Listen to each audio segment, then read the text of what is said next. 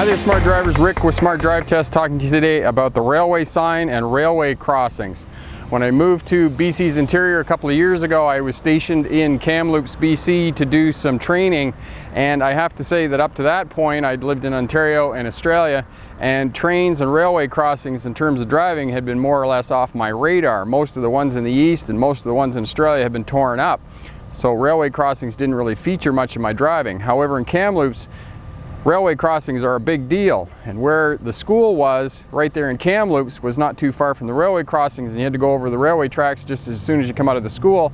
Student stops behind the railway tracks, waits for the light to go green, proceeds up to the intersection. As soon as he gets to the intersection, the light goes red, he stops. Well, the trailer's hanging back over two sets of railway tracks. Fortunately, nothing happened, but I'll tell you, it was a few tense moments of sitting on railway tracks in a town where you don't know when the trains are coming. We'll be right back to talk to you about railway crossing.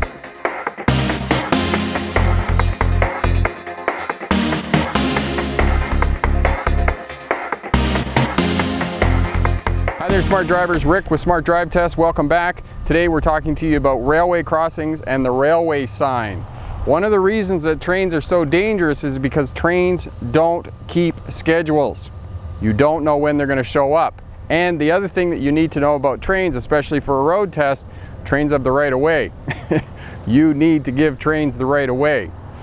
50 to 60 people in Canada are still killed every year by trains. In the United States, you can multiply that number by 10, and you'll probably come up with a fairly reasonable number of the number of people that are still killed in the United States by trains every year. Half the people who are killed by trains are killed at night. They run into the side of the trains because they don't see them. And the other significant portion of people who are killed in car-train crashes are because there's multiple tracks and one of the trains is hidden by one of the other trains, so they don't see the train drive onto the tracks and are hit. Many railway crossings have cautionary signs that warn you beforehand that there's going to be a railway crossing. There might be road markings. All railway crossings that intersect with roadways have some sort of control. This railway crossing has a stop sign. They may also have lights and gates. If there's a gate and the lights are flashing, you cannot proceed until the gate goes up. You must wait. Don't get on the track and have the gate come down in your car. I've seen that happen too.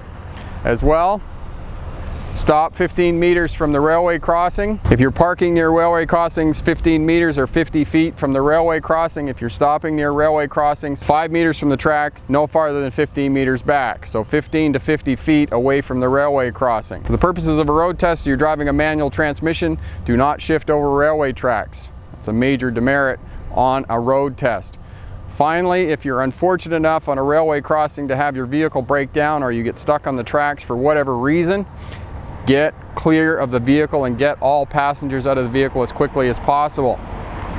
Move at least 30 meters or 100 feet away from the railway tracks and call 911 or call the local police. As well, as you can see here in the image, the location of the crossing is right on the railway sign. It'll either be on the front as it is here, or it'll be on the back side of the railway sign. So the exact location. So when you call emergency services, make sure you have the location so that they can send people out as quickly as possible to remove your vehicle off the railway crossing or whomever might be. I mean, we all have cell phones in this day and age, so make sure you have that information to help out emergency services so they can get you off the railway crossings as quickly as possible. I'm Rick with Smart Drive Test. Thanks very much for watching. If you like what you see here, share, subscribe, leave a comment down in the comment section. All of that helps us out. Question for my smart drivers. Were you ever unfortunate enough that your vehicle broke down on a railway track? If it did, leave the story down in the comments there.